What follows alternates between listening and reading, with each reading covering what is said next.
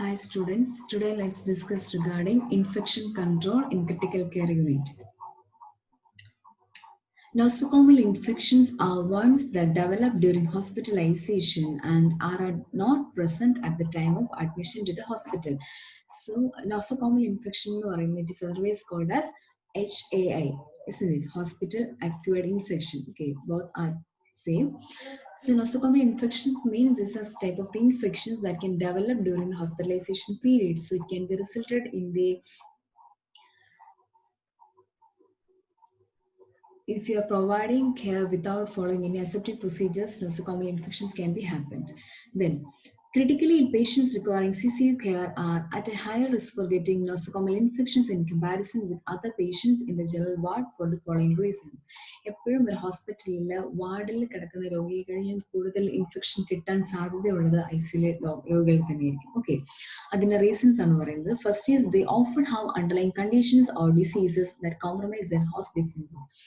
Already ഐസിൽ admit ആവുന്ന പേഷ്യൻസിന് മറ്റു പല കോമോർബിഡിറ്റീസും കാണും, like diabetes mellitus may there or if the patient is undergoing any kind of immuno compromise therapies easily. So ഒത്തിരി കോമോർബിഡിറ്റീസ് ഉണ്ടാകുമ്പോൾ അവരുടെ ഡിഫൻസ് മെക്കാനിസം പവർ ആയിരിക്കും. So they are at high risk for getting infection. Okay, they are often exposed to invasive procedures. ഇപ്പോഴും ICU കിടക്കുന്ന പേഷ്യൻസിന്റെ ബോഡിയിൽ ഒത്തിരി invasive lines കാണും, like IV line കാണും, ദെൻ മെക്കാനിക്കൽ വെന്റിലേറ്റർ സപ്പോർട്ട് കാണും, mechanical ventilator support, invasive lines like catheters, isn't it?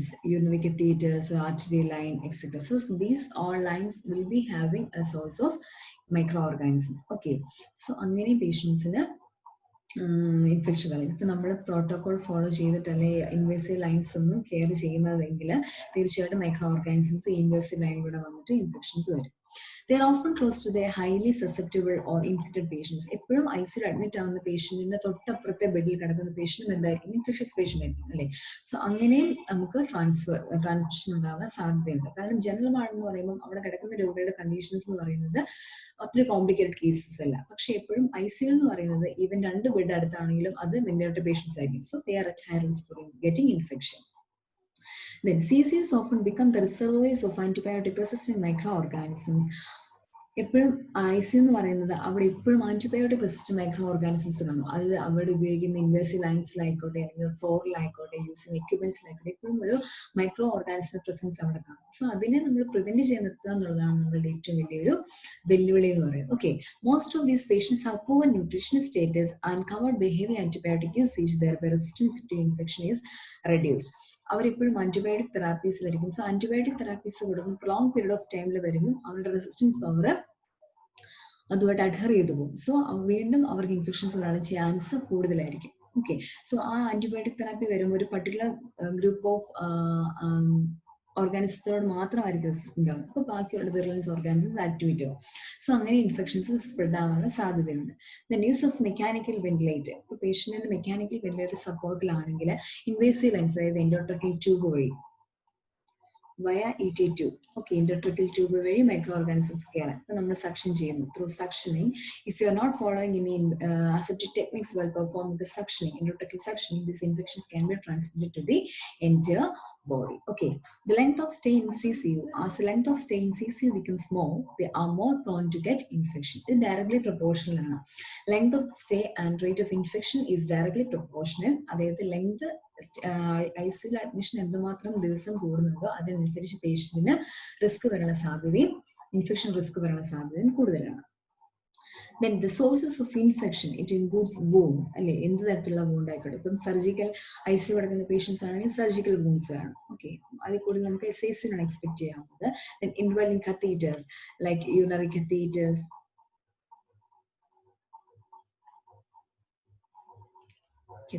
ventilators, invasive forms of ventilators. Then suctions, endotracheal suction, tracheostomy suction, oral suction or nasal suction, etc. Nebulizers. If you are trying to perform the nebulization therapy, nebulizer നമ്മൾ എല്ലാ പേഷ്യൻസിനും ഒന്നായിരിക്കും use ചെയ്യുന്നത്. Nebulisation mask മാത്രമേ പറ്റുള്ളൂ. അപ്പം nebuliser കറക്റ്റായിട്ട് clean ചെയ്തിരുന്നെങ്കിൽ nebulization മാസ്കിലൂടെ ഇൻഫെക്ഷൻസ് സ്പ്രെഡ് ആവാം. Respiratory, blood and urinary systems. Urinary systems ആണെങ്കിൽ യൂറിനറി കത്തീറ്റേഴ്സ് വഴി. Okay, urinary catheters. Then blood ആണെങ്കിൽ invasive IV therapy, IV line അല്ലെങ്കിൽ ബ്ലഡ് എടുക്കുന്നു, IV ലൈനിലൂടെ ബ്ലഡ് എടുക്കുന്നു. റെസ്പിറേറ്ററി ആണെങ്കിൽ ഇതുപോലെ ഓറൽ സെക്ഷനിങ് അല്ലെങ്കിൽ ET suctioning etcetera. Okay. Organisms. Microbes which cause infections fall into the groups of bacteria, virus, fungi, and protozoa. Bacteria are perhaps to the most numerous and widely distributed organisms. എപ്പോഴും infections cos ചെയ്യുന്ന organism എന്ന് പറയുന്നത് bacteria അല്ലെങ്കിൽ viral അല്ലെങ്കിൽ fungi protozoa ആയിരിക്കും. അതിൽ തന്നെ ICU നമുക്ക് കൂടുതലായിട്ട് കാണാൻ പറ്റുന്ന മൈക്രോ ഓർഗാനിസം എന്ന് പറയുന്നത് എന്തായിരിക്കും? Bacteria. Okay. It is again divided into gram stain bacteria, acid fast bacilli and സ്പൈറോകേറ്റ്സ്.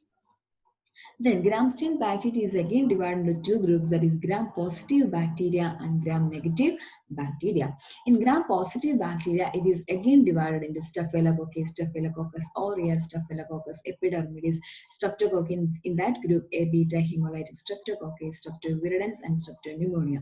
നിങ്ങൾക്ക് ഇത്രയും ഇൻഫെക്ഷൻസ് ഓർഗാനിസിനെ നിങ്ങൾ ICU പോസ്റ്റിംഗ് കിട്ടുന്ന സമയത്ത് പേഷ്യന്റിന്റെ ബ്ലഡ് അല്ലെങ്കിൽ യൂറിൻ ടെസ്റ്റ് ചെയ്യുമ്പോൾ അല്ലെങ്കിൽ കൾച്ചർ ചെയ്യുമ്പോൾ അതിന്റെ റിപ്പോർട്ട് നോക്കുമ്പോൾ ചിലപ്പോൾ റിപ്പോർട്ടിനകത്ത് കാണും it shows growth of Staph aureus or Staph epidermidis or Staphylococcus growth.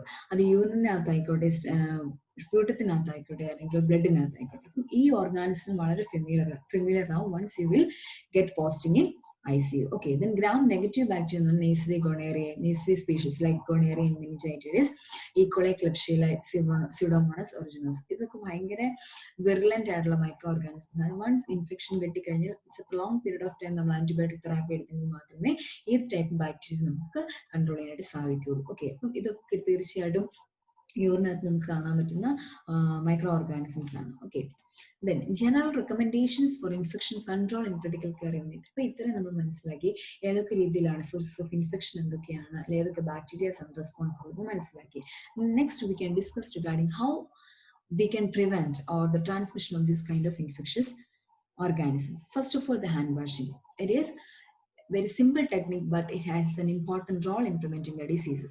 Personnel should adhere to strict hand washing between all patient contact and otherwise indicated. എപ്പോഴും നമ്മൾ ഹാൻഡ് വാഷിംഗ് എന്ന് പറയുന്നത് എപ്പോഴും ഫോളോ ചെയ്യേണ്ട ഒരു പ്രൊസീജിയറാണ്. അത് പേഷ്യന്റിന് കെയർ ചെയ്യുന്ന സമയത്തായിക്കോട്ടെ, ICU എൻ്റർ ചെയ്യുന്ന സമയത്തായിക്കോട്ടെ, ICU പോരുന്ന സമയത്തായിക്കോട്ടെ, എപ്പോഴും ഹാൻഡ് വാഷിംഗ് നമ്മൾ ഫോളോ ചെയ്തിരിക്കണം. Washing facility should be provided all convenient locations through out the CCU and in each of its isolation room. നമുക്ക് വാഷിംഗ് ഫെസിലിറ്റീസ് എൻട്രൻസിൽ മാത്രമല്ല വേണ്ടത്, എൻട്രൻസിൽ വേണം, നമ്മൾ nurse station near the nurse station വേണം, അതുപോലെ തന്നെ ഐസൊലേഷൻ വേണം. പ്രത്യേകം ഐസൊലേഷൻ റൂമിൽ പ്രത്യേകം വേണം, കാരണം അതിൽ നമ്മൾ ഐസൊലേഷൻ റൂമിൽ നിന്ന് ഇറങ്ങുന്നതിന് മുമ്പേ നമ്മൾ ഹാൻഡ് ക്ലീൻ ചെയ്തിരിക്കണം. ഓക്കെ, അപ്പം വാഷിംഗ് ഫെസിലിറ്റീസ് അതിനനുസരിച്ചായിരിക്കും അവര് ചെയ്യേണ്ടത് അല്ലെങ്കിൽ പ്ലാൻ ചെയ്യേണ്ടത്. Antiseptic should be made available for hand washing. നമ്മൾ ജനറൽ ഹാൻഡ് വാഷിംഗ് ചെയ്താൽ പോരാ, അത് ആന്റിസെപ്റ്റിക് സൊല്യൂഷൻസ് യൂസ് ചെയ്തെങ്കിൽ മാത്രമേ കംപ്ലീറ്റ് ഹാൻഡ് ഹൈജീൻ നമുക്ക് മെയിൻറ്റെയിൻ ചെയ്യാനായിട്ട് സാധിക്കുകയുള്ളൂ. Gloves should be worn for high risk patient contact. ഇപ്പം ഒരു ഡയറക്റ്റ് കോൺടാക്ട്, അതായത് ചിക്കൻ ബോക്സ് അല്ലെങ്കിൽ അങ്ങനെയുള്ള ഇൻഫെക്ഷസ് ഡിസീസസ് അല്ലെങ്കിൽ ഇതുപോലത്തെ മൈക്രോ ഓർഗാനിസംസ്, ഇപ്പം മൾട്ടി ഓർഗൻ സിസ്റ്റം ഫെയിൽഡ് ഉള്ള പേഷ്യൻസിന് അല്ലെങ്കിൽ MRSA methylene resistant organism. MRS എന്ന് പറയുന്നത് ഹൈലി ഇൻഫെക്ഷ്യസ് ഡിസീസസ് ആണ്. മെഥിലിൻ റെസിസ്റ്റഡ് സ്റ്റഫിലോകോക്കസ് ഓറിയസ്, ഈ ഇൻഫെക്ഷൻ ഉള്ള പേഷ്യന്റിനെ ട്രീറ്റ് ചെയ്യുമ്പോൾ എന്തായാലും നമ്മൾ PPEs എസ്പെഷ്യലി ഗ്ലൗസ് നമ്മൾ വെയർ ചെയ്തിരിക്കണം, as well as mask. Then spacing patients. We should provide a space between two patients. Sufficient space should be provided around each patient for equipment and for the passage of personnel to prevent transmission of infection by direct contact. എപ്പോഴും രണ്ട് patient, അതായത് നമ്മൾ ആദ്യം നമ്മൾക്ക് slide discuss ചെയ്തപ്പോൾ പറഞ്ഞായിരുന്നു എങ്ങനെയാണ് bed arrange ചെയ്യുന്നത്. മാക്സിമം ഒരു 6 to 8 ബെഡ് മാത്രമേ ഒരു ICUയിൽ പാടുള്ളൂ, കാരണം ആ ഒരു ബെഡ് സ്ട്രെങ്ത് ഉണ്ടെങ്കിൽ മാത്രമേ ആഡിക്വേറ്റ് സ്പേസിങ് നമുക്ക് കൊടുക്കാനായിട്ട് പറ്റുള്ളൂ. കുറച്ച് ആൾക്കാർക്ക് അങ്ങോട്ടും ഇങ്ങോട്ടും ഈസി ആയിട്ട് നടക്കണമെങ്കിൽ അല്ലെങ്കിൽ കൺജസ്റ്റഡ് ആകുമ്പോൾ ഇൻഫെക്ഷൻ വരാനുള്ള സാധ്യതയും കൂടുതലായിരിക്കും. There should be adequate ventilation, air condition with adequate exhaust fans when needed. എപ്പോഴും എയർ കണ്ടീഷൻഡ് ആയിരിക്കും എല്ലാ ICUസും. ഇപ്പോഴുള്ള എല്ലാ ICUസും എയർ കണ്ടീഷൻ തന്നെയാണ്. Then isolations in ICU. Appropriate isolation facilities should be available. എപ്പോഴും ഐസൊലേഷൻ എന്ന് പറയുന്നത് എല്ലാ ICUയിലും കാണേണ്ടതാണ്, അല്ലെ? അത് യൂണിറ്റൽ ICU ആയിക്കോട്ടെ, സർജിക്കൽ ICU ആയിക്കോട്ടെ, മെഡിക്കൽ ICU ആയിക്കോട്ടെ, അവിടെ എല്ലാം ഒരു ഐസൊലേഷൻ റൂം പ്രത്യേകം വേണം. അതിന് മാക്സിമം ഫെസിലിറ്റീസ് കൊടുക്കുക. സെപ്പറേറ്റ് ഒരു ക്യൂബിക്കൽ അതിന് വേണ്ടി തന്നെ കൊടുക്കുക, അതിന് ആർട്ടിക്കൽസ് സെപ്പറേറ്റ് കൊടുക്കുക, അവിടെ ഇരുന്ന സ്റ്റാഫിനെ ജനറൽ പേഷ്യൻസിനെ ട്രീറ്റ് ചെയ്യാൻ വേണ്ടിയിട്ട് ഇടാതിരിക്കുക. ഓക്കെ, അങ്ങനെ കുറെ പ്രോട്ടോകോൾസ് നമ്മൾ യൂസ് ചെയ്യണം. Aseptic technique. There should be adequate preparation of the patient's skin for emergency procedures such as IV and urinary catheter insertion, tracheostomy, central line, etc. ഇപ്പോഴും ഐസിയിൽ ചെയ്യുന്ന പ്രൊസീജിയേഴ്സ് എന്ന് പറഞ്ഞാൽ എമർജൻസി പ്രൊസീജിയേഴ്സ് ആയിരിക്കും അല്ലേ. അവിടെ ഇപ്പോൾ പെട്ടെന്നൊരു അഡ്മിഷൻ വന്നവിടെ നമ്മൾ ഇൻറ്റുബേറ്റ് ചെയ്യുന്നു, അല്ലെങ്കിൽ സെൻട്രൽ ലൈൻ ഇടുന്നു, അല്ലെങ്കിൽ ട്രക്യോസ്റ്റമി ഇടുന്നു, ഒക്കെ എമർജൻസി പ്രൊസീജിയറാണ്. എന്നിരുന്നാൽ പോലും ആഡിക്വേറ്റ് ആയിട്ട് നമ്മൾ അവരുടെ സ്കിൻ പ്രിപ്പയർ ചെയ്തിരിക്കണം യൂസിങ് പ്രോപ്പർ ആന്റിസെപ്റ്റിക് സൊല്യൂഷൻസ്. എന്ത് എമർജൻസി ആണെങ്കിലും അസെപ്റ്റിക് ടെക്നിക്സ് ഫോളോ ചെയ്തില്ല എന്നുണ്ടെങ്കിൽ ആ ടെക്നിക്സ് എന്തായാലും പ്രൊസീജിയേഴ്സ് എന്തായാലും ഇൻഫെക്ഷനിലെ അവസാനിക്കുള്ളൂ. ഓക്കെ, അപ്പം അത് നമ്മൾ വളരെ ക്ലിയർ ആയിട്ട് നമ്മൾ നോക്കേണ്ട കാര്യമാണ്. All staff should be PPEs. എപ്പോഴും നമ്മൾ മാസ്ക്, ഗൗണ്, ഗ്ലൗസ്, ഇത്രയും PPEs എന്തായാലും എല്ലാ ICUയിലെ സ്റ്റാഫും വെയർ ചെയ്തിരിക്കണം during their shift. Visiting privileges to be determined as a policy and limited. ഓരോ ഹോസ്പിറ്റൽസിനും അല്ലെങ്കിൽ ഓരോ ICUസിനും അവരുടേതായുള്ള പ്രോട്ടോകോൾ നമുക്ക് ഫോളോ ചെയ്യാം. പക്ഷെ ഒരു കാര്യമുണ്ട്, മാക്സിമം വിസിറ്റിംഗ് ടൈം ഒരു സ്പെസിഫൈഡ് ലെങ്ത് ഓഫ് ടൈമിലേക്ക് ആക്കാവുള്ളൂ. ഇപ്പം ചില ഹോസ്പിറ്റൽസിൽ രാവിലെ 6:30 to 7 ആയിരിക്കും, അല്ലെങ്കിൽ ഈവനിങ് 4 to 5 ആയിരിക്കും. സോ ആ പീരീഡ് എന്ന് പറയുന്നത് ഓൾമോസ്റ്റ് നഴ്സിംഗ് കെയർ ഒക്കെ ഒന്ന് ഏകദേശം വലിയ തിരക്ക് കഴിഞ്ഞ സമയമാണ്. രാവിലെ എന്ന് പറയുന്നത് രാവിലത്തെ മോർണിംഗ് കെയർ കഴിഞ്ഞ ശേഷം പേഷ്യന്റിന് കുറച്ച് നെക്സ്റ്റ് ഹാൻഡ് ഓവർ റെഡി ആകുന്ന സമയമാണ്. അപ്പൊ അധികം കൺജസ്റ്റഡ് അല്ല ഏരിയ എന്ന് പറയുന്നത്. അപ്പൊ നമുക്ക് വേണമെങ്കിൽ 6:30 to 7 നമുക്ക് വേണമെങ്കിൽ മോർണിംഗ് ഒരു എക്സാമ്പിൾ ആണ് പറയുന്നത്, ഓരോ ഹോസ്പിറ്റൽ ഓരോ രീതിയിലാണ്. ഓക്കെ, 6:30 to 7 വേണം വെക്കാം, 4 to 5 വെക്കാം. അപ്പം ഒരു കാര്യമുണ്ട്, ഈ സമയത്ത് മാക്സിമം 1-2 വിസിറ്റേഴ്സിന്, അല്ലെങ്കിൽ നിങ്ങൾ ഓർക്കും ഒരു ICUയിൽ ഒരു 6 to 8 ബെഡ് ഉണ്ട്, 8 പേഷ്യൻസ് ഉണ്ടെങ്കിൽ ഒരാൾ 2 പേഷ്യന്റ് വെച്ച് കൂട്ടുവാണെങ്കിൽ 16 ബൈസ്റ്റാൻഡേഴ്സ് ആണ് അറ്റ് എ ടൈം. സോ അത്രയും ആൾക്കാർ വരുമ്പോൾ കൺജസ്റ്റഡ് ആവും. സോ അല്ലെങ്കിൽ ഒരു വിസിറ്റർ വെച്ചിട്ട് നമ്മൾ അലോ ചെയ്യുക. ഒരാൾ വന്ന് കണ്ടുപോയതിനു ശേഷം മറ്റേ ആൾ വേണമെങ്കിൽ 2 പേരെ ഒരേ സമയത്ത് കയറ്റാന്നുള്ള രീതിയിൽ അത് മാറി മാറി അങ്ങനെയാണ്. ഇപ്പൊ രാവിലെ കയറിയ ആൾക്കാരെ വൈകിട്ട് കയറ്റത്തില്ല. പ്രത്യേകിച്ചും ഇൻഫെക്ഷൻ ഉള്ള ആൾക്കാർ, ഇപ്പം പനിയുള്ള ആൾക്കാർ, ചുമയുള്ള ആൾക്കാർ, കൊച്ചു കുട്ടികൾ, അല്ലെങ്കിൽ പ്രായം ചെന്ന ആൾക്കാർ, അവരൊന്നും വിസിറ്റേഴ്സിന്റെ ഗ്രൂപ്പിൽ പെടുത്താതിരിക്കുന്നതായിരിക്കും ഏറ്റവും better. Okay, then cleaning. Standard operation procedures pertaining to cleaning practices should be written. എല്ലാ ഹോസ്പിറ്റൽസിലും അവരുടേതായിട്ടുള്ള പ്ലാനിങ് അല്ലെങ്കിൽ അവരുടേതായിട്ടുള്ള ക്ലീനിങ് പ്രോട്ടോകോൾ ഡെവലപ്പ് ചെയ്യണം. All horizontal surfaces should be wash daily with soap and water. എല്ലാ ഹൊറിസോണ്ടൽ സർഫസ് നമ്മൾ എന്ത് ചെയ്യണം, daily clean ചെയ്തിരിക്കണം. ഫ്ലോർ നമ്മൾ ക്ലീൻ ചെയ്തിരിക്കണം. അത് ICUയിലെ എല്ലാ ഷിഫ്റ്റിലും നമ്മൾ ഫ്ലോർ ക്ലീൻ ചെയ്തിരിക്കണം. Fresh batch of germicidal solution should be used for each mopping. എപ്പോഴും നമ്മൾ യൂസ് ചെയ്യുമ്പോൾ പുതിയ സൊല്യൂഷൻസ് യൂസ് ചെയ്യുക. നേരത്തെ പ്രിപ്പയർ ചെയ്ത സൊല്യൂഷൻസ് ഉപയോഗിക്കാതിരിക്കുക, അല്ലെങ്കിൽ വീണ്ടും കണ്ടാമിനേഷൻസ് വരും. Dry dusting and cleaning should be avoid. എപ്പോഴും വെറ്റ് ക്ലീനിങ് ആയിരിക്കും നല്ലത്. അങ്ങനെയാണെങ്കിൽ മൈക്രോ ഓർഗാനിസം കില്ല് ചെയ്യാനായിട്ട് സാധിക്കുകയുള്ളൂ. All horizontal surface including bed frames, stand chairs etcetera. നമ്മൾ ബെഡ് മാത്രമല്ല ബെഡിന്റെ സൈഡ് റൈൽസ് ഉൾപ്പെടെ ക്ലീൻ ചെയ്യണം. കാരണം അവിടെയൊക്കെ ചിലപ്പോൾ ബ്ലഡ് കമ്പോണൻസ് അല്ലെങ്കിൽ ബ്ലഡ് സ്പില്ലേജ് ഒക്കെ ഉണ്ടാവാൻ സാധ്യതയുണ്ട്. So we should clean the bed frames also. Use double bagging technique four contaminated articles. Contaminated articles like contaminated linens ഒക്കെ ആണെങ്കിൽ ഡബിൾ ബാഗിൽ വേണം നമ്മൾ ഡിസ്പോസ് ചെയ്ത് വിടാൻ. All equipment should be clean using appropriate germicidal solutions. ചിലപ്പം chlorhexidine ആയിരിക്കും, അല്ലെങ്കിൽ അതുപോലെയുള്ള ജെർമിസൈഡൽ സൊല്യൂഷൻസ് നമ്മൾ യൂസ് ചെയ്യുക. ക്ലോർഹെക്സിഡിൻ ചിലപ്പം ഹാൻഡ് വാഷിംഗ് നമ്മൾക്ക് യൂസ് ചെയ്യാവുന്ന ഇതാണ്, അല്ലെങ്കിൽ ബെഡ് സൈഡിൽ നമുക്ക് യൂസ് ചെയ്യാവുന്ന ഒരു ഹാൻഡ് ഹൈജീനിക് സൊല്യൂഷനാണ്. ഇനി സാവലോൺ പോലെയുള്ള ബാക്കി ജെർമിസൈഡൽ സൊല്യൂഷൻസ് നമുക്ക് കാണും. ഓക്കെ, അത് യൂസ് ചെയ്തിട്ട് നമ്മൾ ക്ലീൻ ചെയ്യാം. Use double bucket technique for wet mopping. എപ്പോഴും 2 ബക്കറ്റ് യൂസ് ചെയ്യുക. കാരണം ഒന്നിൽ നമ്മൾ ഡിപ്പ് ചെയ്തതിനു ശേഷം വീണ്ടും അതിൽ തന്നെ നമ്മൾ ഫ്ലോർ ക്ലീൻ ചെയ്ത് വീണ്ടും ആ സെയിം ബക്കറ്റിൽ ഡിപ്പ് ചെയ്താൽ വീണ്ടും കണ്ടാമിനേഷൻസ് വരും. So use double bucket. All spillage should be wiped up immediately using germicidal solutions. എപ്പോഴും സ്പില്ലേജസ് ഒക്കെ, അതായത് ബ്ലഡ് സ്പില്ലേജ് ആയിക്കോട്ടെ, ബ്ലഡ് സ്പില്ലേജ്, മെർക്കുറി സ്പില്ലേജ്, അങ്ങനെയുള്ള എല്ലാ സ്പില്ലേജും നമ്മൾ maximum as early as possible clean ചെയ്യണം. Surveillance is the responsibility of all personnel who care for the hospitalised person. നമ്മൾ എപ്പോഴും നല്ലൊരു ഇവാലുവേഷൻ വേണം, ഒരു ഒബ്സർവേഷൻ വേണം, അല്ലേ? പ്രിവെന്റീവ് സർവേലൻസ് എന്ന് പറയുന്നത് നമുക്കൊരു എപ്പോഴും നമ്മൾക്ക് കിട്ടുന്ന അല്ലെങ്കിൽ നമ്മൾ കെയർ ചെയ്യുന്ന പേഷ്യൻസിനെ നമ്മൾ നന്നായിട്ട് ഒബ്സർവ് ചെയ്യണം. ഇപ്പൊ പ്രിവെന്റീവ് സർവേലൻസ് തന്നെ we can prevent the spread of infection in that the observation of correct shelf life of hospital sterilised items. ഇപ്പൊ നമ്മളൊരു സെൻട്രൽ ലൈൻ ഇടാൻ പോകുന്നു, ഹോസ്പിറ്റലിൽ ഒരു ട്രക്യോസ്റ്റമി ചെയ്യാൻ പോകുന്നു, അല്ലെങ്കിൽ ഒരു ഇൻറ്റുബേഷൻ ചെയ്യാൻ പോകുന്നു, അവിടെ എല്ലാം നമ്മൾ യൂസ് ചെയ്യുന്ന ആർട്ടിക്കിൾസ് എന്ന് പറയുന്നത് സ്റ്റെറൈൽ ആയിരിക്കും. അപ്പം സ്റ്റെറൈൽ കണ്ടെയ്നേഴ്സിനകത്ത് വരുന്ന അതിന്റെ ഡേറ്റ് നോക്കണം, എക്സ്പയർഡ് ആയതാണോ, സ്റ്റെറിലൈസേഷൻ കഴിഞ്ഞിട്ട് ഇത്ര ഡ്യൂറേഷനിലായിരിക്കും അതിന്റെ സ്റ്റെറിലിറ്റി മെയിൻറ്റെയിൻ ചെയ്യുന്നത്. അപ്പം അത് നോക്കണം. ഇൻ കേസ് ആ ഒരു ഡ്യൂ ഡേറ്റ് കഴിഞ്ഞ് we should change that set. Routine checking for the sustain integrity of pre package pre sterilised items. നമ്മൾ സ്റ്റെറിലൈസ് ചെയ്യുന്നതിന് മുമ്പ് ആർട്ടിക്കിൾസ് കറക്റ്റ് ആയിട്ടാണോ ക്ലീൻ ചെയ്ത് വിടുന്നത് നമ്മൾ ഒബ്സർവ് ചെയ്യുക. Decontamination, disinfection and sterilisation practices. നമ്മൾ എപ്പോഴും ഡീകണ്ടാമിനേഷൻ, അതായത് ഡിസ്ഇൻഫെക്ഷൻ കറക്റ്റ് ആയിട്ടാണോ നടക്കുന്നത്, എല്ലാ ഷിഫ്റ്റിലും നടക്കുന്നുണ്ടോ, സ്റ്റെറിലൈസേഷൻ കറക്റ്റ് ആയിട്ടാണോ ഫോളോ ചെയ്യുന്നത്, ഈ കാര്യങ്ങളെല്ലാം നമ്മൾ ഒബ്സർവ് ചെയ്യണം. Proper management of infections waste. ഇപ്പോൾ ഐസൊലേഷൻ വാർഡുള്ള പേഷ്യന്റിന്റെ വേസ്റ്റ് നമ്മൾ സെപ്പറേറ്റ് ആണ് ഡിസ്കാർഡ് ചെയ്യേണ്ടത്. അത് ജനറൽ വേസ്റ്റുമായിട്ട് മിക്സ് ചെയ്യാനായിട്ട് പാടില്ല. Okay. Procedures that may increase the risk of nosocomial infections in ICU. നമ്മൾ ICUസിൽ ഏതൊക്കെ രീതിയിലാണ് നമുക്ക് ഇൻഫെക്ഷൻസ് കിട്ടാവുന്നത്? Like IV therapy, intravenous therapy, total parenteral nutrition, wound care, invasive pressure monitoring, tracheostomy care, suctioning, catheterization. These are some of the procedures through which the infections can be spread. First is IV therapy. നമുക്കറിയാം എല്ലാ ICUലുള്ള പേഷ്യൻസിനും എന്ത് കാണും? IV can കാണും അല്ലെ. IV ക്യാനിൽ കൂടെ നമുക്ക് medicines കൊടുക്കാൻ പറ്റും. അങ്ങനത്തെ എല്ലാ തെറാപ്പീസും ചെയ്യണമെങ്കിൽ നമുക്കൊരു IV ആക്സസ് വേണം. സോ ഈ IV ആക്സസിലൂടെയാണ് മാക്സിമം ഇൻഫെക്ഷൻ ഓർഗാനിസംസ് കയറുന്നത്. അപ്പം IV ഇൻഫെക്ഷൻ തെറാപ്പി മെയിനായിട്ട് വന്ന് നോസോകോമിയൽ ഇൻഫെക്ഷൻ റൂട്ട് അറ്റാക്ക് ചെയ്യുന്നു. During IV therapy strict aseptic technique should be follow during all stages of procedure. Cannulas and IV infection set should be changed every 48 to 72 hours. എല്ലാ ഷിഫ്റ്റിലും 3 ദിവസം കൂടുമ്പോൾ നമ്മൾ IV ക്യാനിൽ മാറ്റണം. അല്ലെങ്കിൽ അത് വീണ്ടും ത്രോംബോഫ്ലെബൈറ്റിസ് പോലുള്ള ഇൻഫെക്ഷൻസ് വരാനുള്ള സാധ്യതയുണ്ട്. അതുപോലെ നമ്മൾ യൂസ് ചെയ്യുന്ന IV സെറ്റ് 3 ദിവസത്തിൽ കൂടുതൽ IV സെറ്റ് യൂസ് ചെയ്യാറില്ല.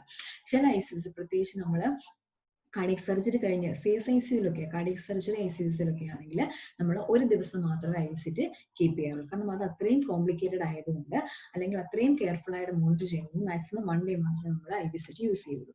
Okay, then heparin locks are frequently used for prolonged regular administration of medications. ഇപ്പം നമുക്ക് 3 ദിവസത്തേക്ക് IV ലൈൻ വേണം, അല്ലെങ്കിൽ സെൻട്രൽ ലൈൻ ഒക്കെ വേണമെങ്കിൽ ഹെപ്പാരിൻ ഫ്ലഷ് കൊടുക്കാറുണ്ട് ലൈൻ. കാരണം നമുക്ക് ബ്ലഡ് ക്ലോട്ട് പ്രിവെന്റ് ചെയ്യണം. ഇപ്പൊ 2-3 ദിവസത്തേക്ക് ഒരു ഇൻവേസീവ് ലൈൻ ഇരിക്കുകയാണെങ്കിൽ തീർച്ചയായിട്ടും നമ്മൾ ബ്ലഡ് ക്ലോട്ട് ഫോം ചെയ്യാനുള്ള ചാൻസ് ഉണ്ട്.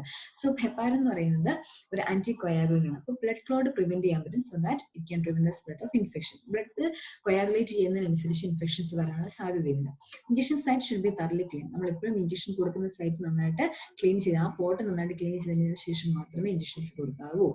IV infection pumps must be cleaned on all surfaces between each patient use. നമ്മൾ ചിലപ്പോൾ ഇന്നലെ ക്ലാസ്സിൽ നമ്മൾ IV ഇൻഫ്യൂഷൻ സെറ്റ് പഠിച്ചു അല്ലേ.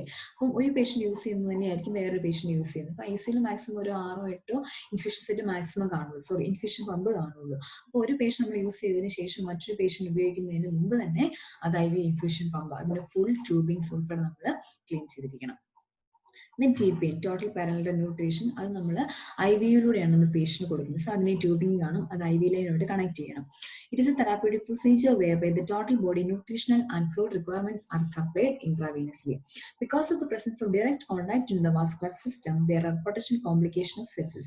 ഇത് ഇൻവേസീവ്, അതായത് നമ്മൾ ഇൻട്രാവീനസിൽ കൊടുക്കുന്നതായത് കാരണം കൂടുതലും കെയർ വേണം. കാരണം ഇതിലെ ഇൻഫെക്ഷൻസ് ഉണ്ടെങ്കിൽ തീർച്ചയായിട്ടും IV ലൈനിലൂടെ ഇൻഫെക്ഷൻ കയറും.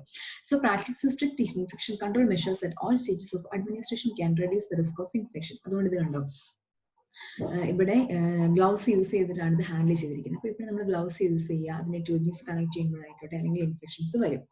wound care, using clean articles to perform wound dressing. Surgical wound ആണെങ്കിൽ use surgical hand washing as well as surgical articles. Okay, sterile techniques ആണ് യൂസ് ചെയ്യാനായിട്ട്. ഇപ്പോഴും ഗ്ലൗസ് ഇടുക, sterile techniques, sterile articles use ചെയ്തിട്ട് clean ചെയ്യുക, then dressing apply ചെയ്യുക. Hand washing എപ്പോഴും perform ചെയ്തിരിക്കണം.